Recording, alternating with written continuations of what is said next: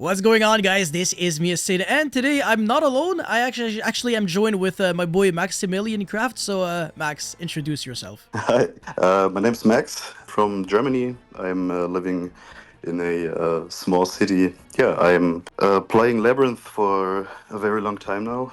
I attended some major events, some OTS championships, and yeah, I think we will talk about my recent list today. Fantastic. I mean, it looks pretty spicy, and also Labyrinth in a format with so many Snake Eyes and you Bell. I just wonder how you managed to win going, I mean, both first and second, because I'm also not seeing any hand shops, so this is definitely the kind of thing that you will have to shed some light on, and I believe you can help us, understand the goal of your strategy. Let's get into the first card, Ariana. I think this is already a super controversial one. Sometimes I see people play 1 or 2 or 3, and sometimes even like some really extreme cases, 0 Ariana. What is your take on Ariana in Labyrinth? Yeah, usually you're playing zero Ariana in the like pure trap builds. You're seeing recently like with the equation cannon stuff and like mostly only traps and 3 silver castles and stuff. But in a furniture build, I think this one is a 3 of is mandatory because it's your best starter. The on-field effect to draw and set or special a card is like too good to not play as a 3 of. Yeah, but another interesting approach about your furniture version is that you are playing furnitures, but unlike most furniture builds of Labyrinth, you're not playing hand traps. So you're basically playing like heavy trap and furniture at the same time. So that's also something that, if you could elaborate on that, that would help me out a lot understanding. Yeah, for sure.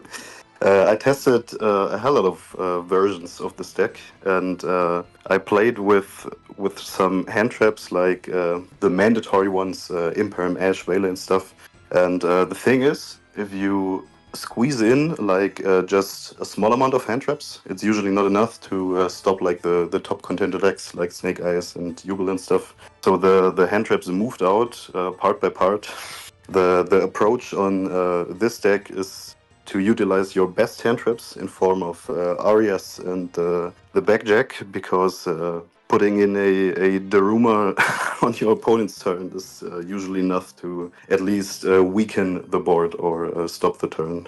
Okay, so going second, the way you plan on winning would be by either drawing Arias plus one of your powerful traps like Karma Cannon, or even Ice Dragon's Prison is not too bad sometimes. But obviously, a furniture plus Backjack, if you get lucky with Backjack, but I think the odds are very high, then yeah, I mean, it can pretty much be a turn skipper. That's kind of scary. Yeah, that's the main approach. And even if you don't see any of them, you can, in most cases, just set 4 and play on your opponent's turn. Okay, that is an approach that I considered myself, because trap cards are usually kind of strong going second, because a lot of cards that people summon this format, they don't really interact well into trap cards, like Appaloosa, for example. That's pretty useless for the most part. People are always going to make this card live. The DDD Caesar can be annoying because it can negate Welcome and Big Welcome, but it's very easy to just get rid of it first with Karma Cannon, if you have it. But then, Caesar can also negate Ice Dragon's Prison and Soul of the Supreme King, which we'll explain later on.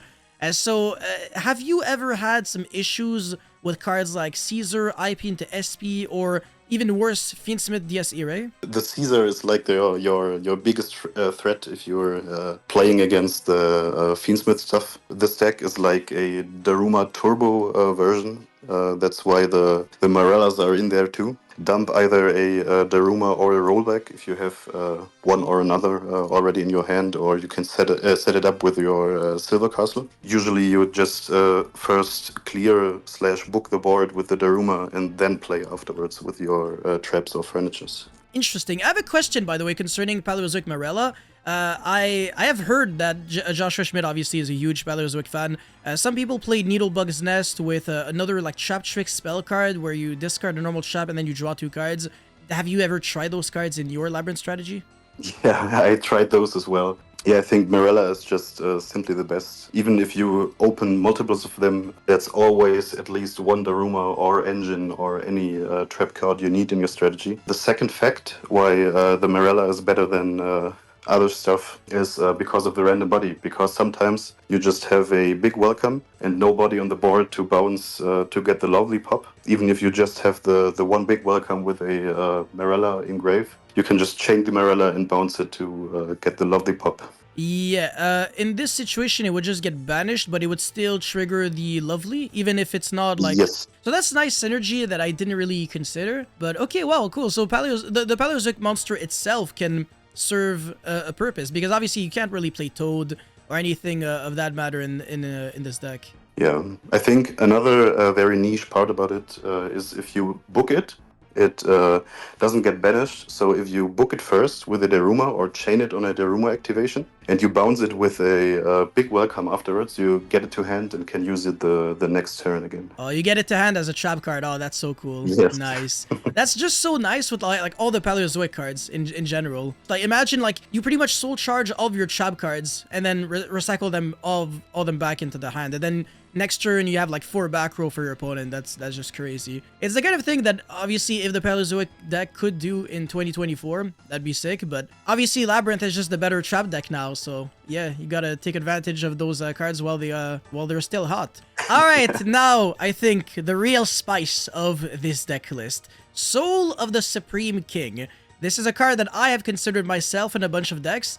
I think it's one of the most interesting cards out there in Yu-Gi-Oh! Because it's just so unique in the way it operates. But of course, we're gonna need your explanation on just how nice Soul of the Supreme King is. As I said in the beginning, I attended a couple OTS championships and won the last 2 undefeated, so it's like a 12-0 record because of this card. This one carried me the the whole events. I considered playing it like at the first stages of the deck when everyone was just playing the pure trap builds. And it was mainly because of the presence of the runic decks, mainly runic sprite, because this matchup is pretty unfavorable for the Labrynth strategy. Now with Jubel being a thing and being an equally bad matchup, because usually 1 or 2 Darumas are not enough to stop the whole turn. I considered playing it again and tested around with it. And because of 1 card in the extra deck, you're summoning with the Supreme King. It's like an FTK against Jubel at least. Really? And which card is it? Oh, you have to teach me, because I really don't see Soul of the Supreme King good against Jubel. Oh, okay, all right. Yeah, it's only because of that, and maybe some runic Whitewood strategies running around just to help with this matchups. Okay, so what's your game plan? The Jubel usually can't play really well without activating any spells, so they have to play in the trap. So you can bring the 4 bodies from the extra deck, and one of them is the Brave Eyes Pendulum Dragon. And this one basically says it negates any activation of card effects of monsters with 0 attack, like anywhere, in hand, in banished, in Oh, no way. Oh, that's so convenient.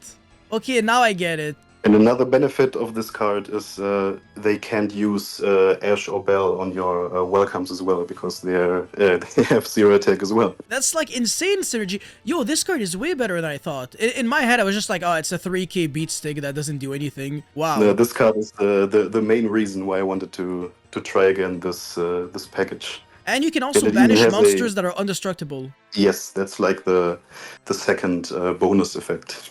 Now, what are the other targets, if you could also explain them? Yeah, I looked up like every possible target you can summon off the trap, and the Fusion Dragon is like the best possible target you can play, but it's still just a body with a 3/6 attack. You could play the Starving Venom for just the copy effect as an ignition effect in your turn, but I think the raw beat stick power along with the other bodies are just better for me in testing. The XYZ target, also just an body with 3k. The Synchro Dragon target you're playing, I think it's like slightly better just at the moment in comparison to what's it called? Crystal The Wing. other targets. Yeah, Crystal Wing. Thank you. Yeah. I tested Crystal Wing as well, but I think the spell trap removal afterwards is better against your bad matchups, like for example Runic and Yubel. And it's pretty sticky as well because it has a second effect besides the spell trap negate. It can boost itself permanently if your opponent activates a monster effect, and then it makes itself unaffected by monster effects till the end phase, so it gets pretty sticky and pretty beefy. I can see 2 out of 4 monsters that you can summon off of the graveyard effect of Soul of the Supreme King. They genuinely do something, whereas the other 2, they're just monsters with high attack. But I guess the Yes. Odd Eyes Rebellion Xyz Dragon can't really make like a big Xyz on top of that. It wouldn't really work. Yeah, that's not possible. No. Okay, alright, so one issue that we might have would be Welcome Labrynth. I think this card locks you under Fiend only. From the deck reaction deck. That's one drawback I wanted to mention. You have to be a little bit careful that you activate your Soul of the Supreme King before you lock yourself into Fiends. But usually you just shotgun it in draw phase, so your opponent has to play in it with like a 3 or 4 spell card hand. You also put yourself in a position where Evenly doesn't really beat you too much because you only have 1 Zark on the field with a card in the graveyard. So even if they Evenly you, it doesn't kill you. If they Lightning Storm you, it doesn't do much. Yeah, usually if they go into the battle phase, you just leave your Zark with the trap and just generate some advantage with your welcome traps and bounce something to hand with big welcome to just play in main phase 1 and in main phase 2. Sorry. Yeah, you can also just chain the trapping grave, as you said. Another cool thing you generate with the Soul of the Supreme King, especially in the Runic matchup. Post side, you're siding Eradicator, obviously. 9 out of 10 times you have to get it with the Silver Castle set, and they always can chain block it with the quick spells. But if you just shotgun your Zark trap in standby phase or draw phase or whatever, you're putting your opponent in like a little checkmate position where they have to play into it to chain block your lovely from not getting eradicated. That scenario won me my last game in the last OTS. That's pretty interesting, yeah, because once you resolve the graveyard effect of Soul of the Supreme King, honestly, I think it's pretty much game over. Regardless of the deck that you do it against, generating 4 gigantic bodies while also having a lot of trap cards, it basically just means unless your hand is like Exodia, then you kind of just lose here. Yeah, usually the 4 bodies are backed up with at least 1 to 2 Darumas and a lovely pop and some follow-up, so that's...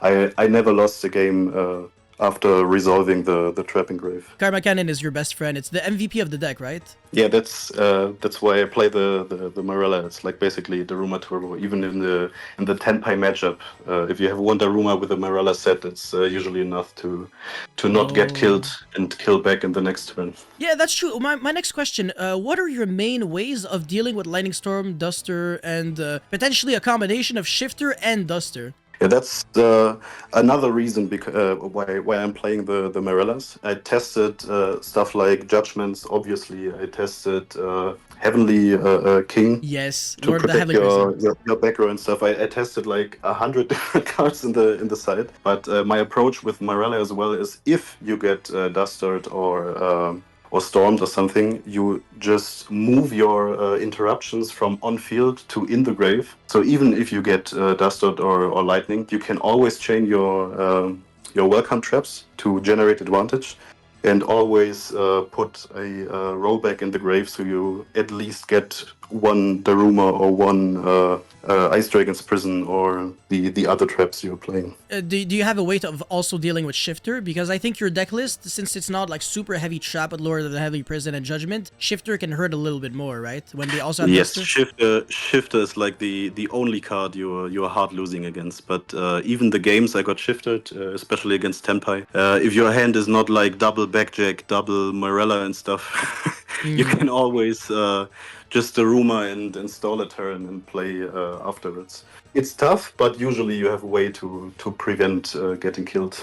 Are there like any hand traps that are really terrible for you? Obviously there's Ash and Bell, but you're also playing a bunch of monsters, so maybe sometimes there's like a certain hand trap that you don't really want to face. Like, how confident are you facing off against Bestials? Because there's a lot of Bestials right now in this format. Yeah, there are a lot of Bestials, but usually the the bestials are not that impactful. They're just hindering your grind game. If they're banishing a furniture or maybe a coup clock, the only crucial part you have to worry about is getting your lovely banished with a bestial. But there are ways to prevent it or play carefully to not getting banished your lovely at least the first 3 turns or something.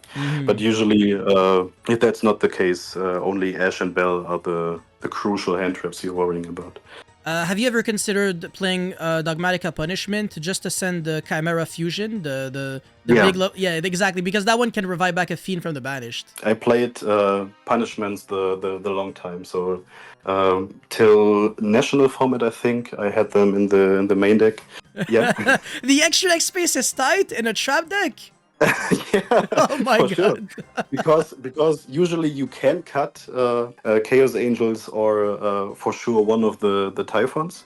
Oh, yeah. But I think the 3 Chaos Angels, after a lot of testing, especially against Jubel, are absolutely necessary. Because if you don't resolve your Supreme trap, your only way of clearing the Jubel stuff off the board are your Chaos Angels.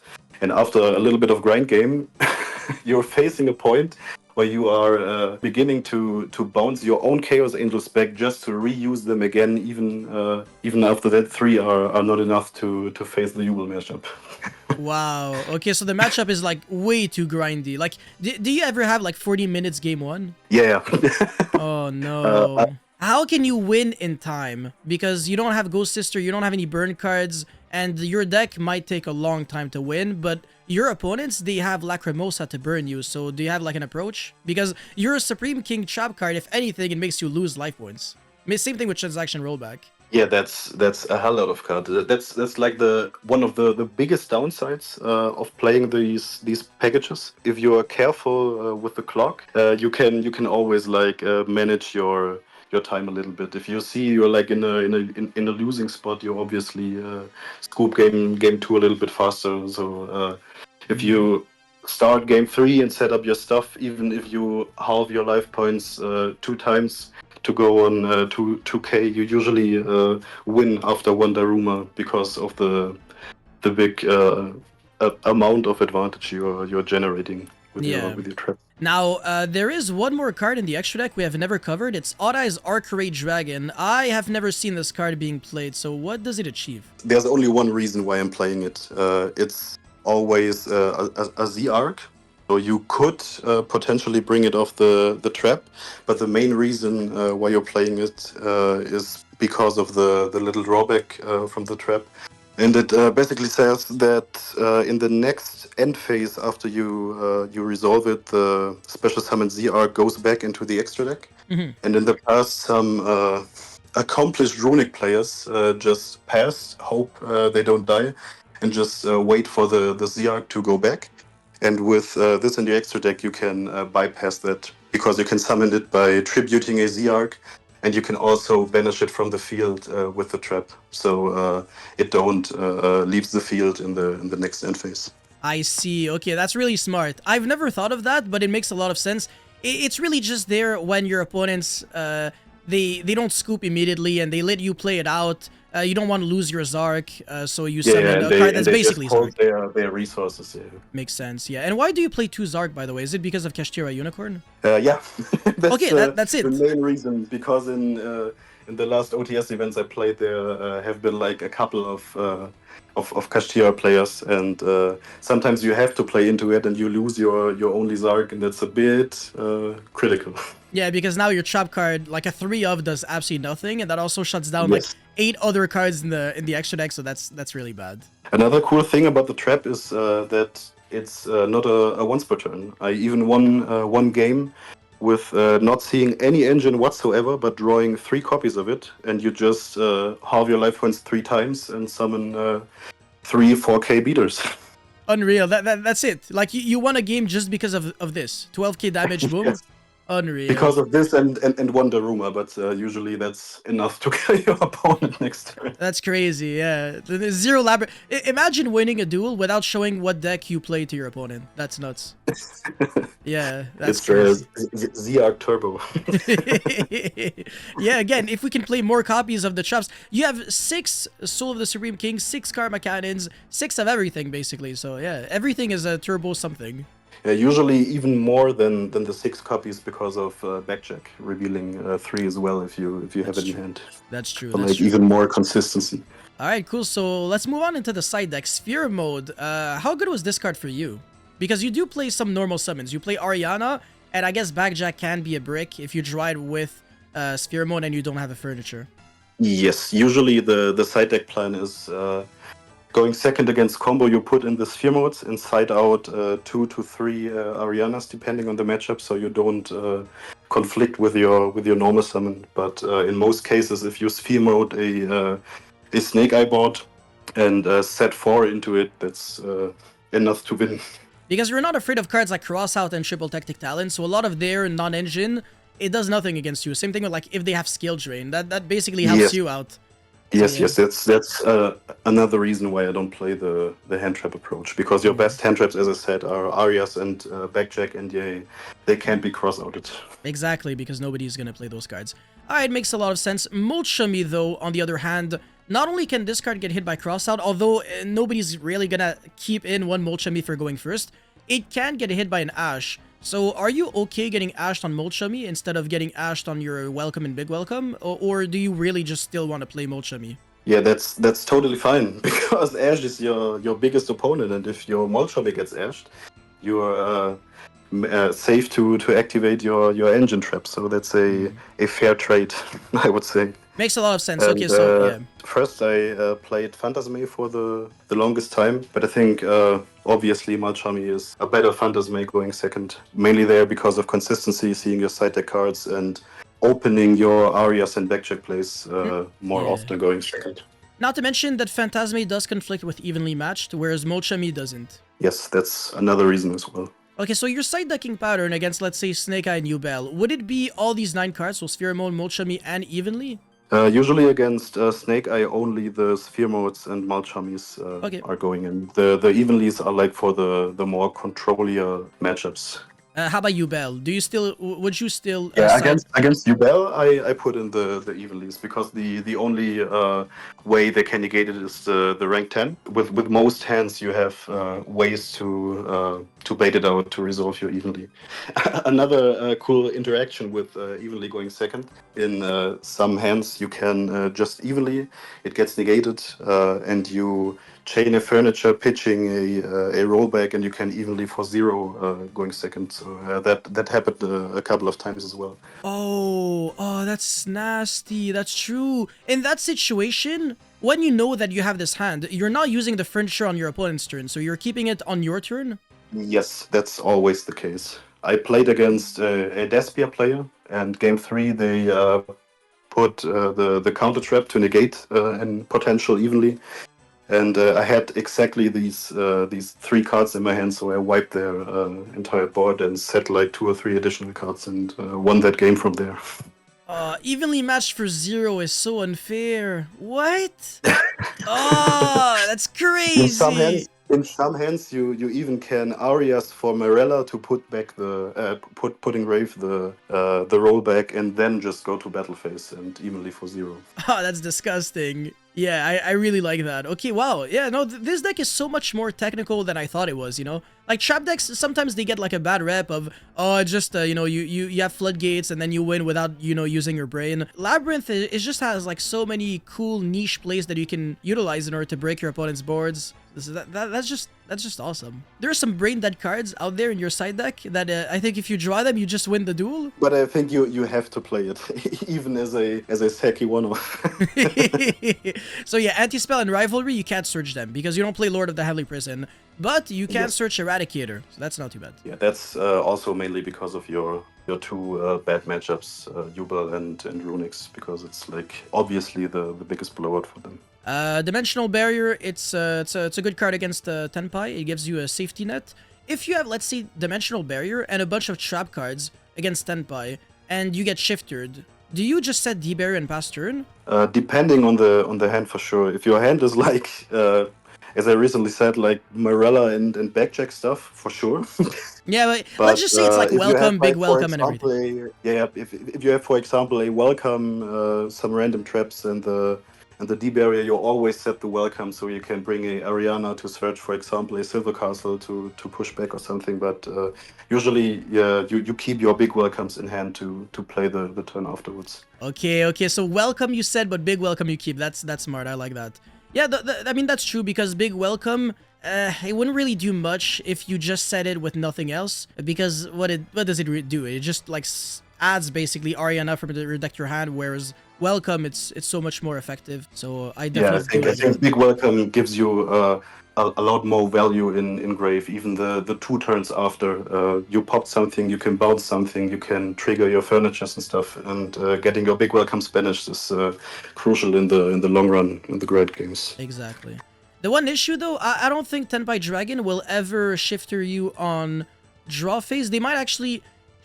they might hold the shifter until their own turn, so you might overcommit, set a bunch of back row, and then they shifter, and then they duster, and then you lose, but, you know, it is what it is, huh? Yeah, usually you can always chain your furnitures at least, or pitching backjack with the furnitures, pitching Morellas with the furnitures. The only hands that lose really hard against shifter are like the only Morella and backjack hands without anything else. It's way more technical than I thought. The Supreme King So especially is just like the spice of the deck list. But like you said, it was really just like an MVP for you. Was the best card, and Karma Cannon. Yeah, it just helps you with your bad matchups. That's And awesome. for the rest of the meta relevant stuff, you have just the Daruma Turbo, and that's usually enough to win. Would you say that even if you were to play like another trap deck, you would still play the Soul of the Supreme King package, like regardless of the trap deck that you play? That's a good question. I think in Dynamorphia for sure, because Okay. of the halving your life points theme. But I think I would not play it in a pure paleo type of stuff. But I think that's some stuff for Josh and not for Exactly. me. Yeah. Yeah, he's gonna figure it out. All right. Well, I mean that's pretty much it for the deck profile. I mean, thank you very much for being on here. Do you have any last words, any shout outs or anything? Would like to shout out my team Gravity. You can follow our channel as well. We are not that active on YouTube, but maybe you can come by and leave a like. Thank you. All right. Well, thank you guys so much for watching. Don't forget to like and subscribe, and I'll see you guys very, very soon. Peace.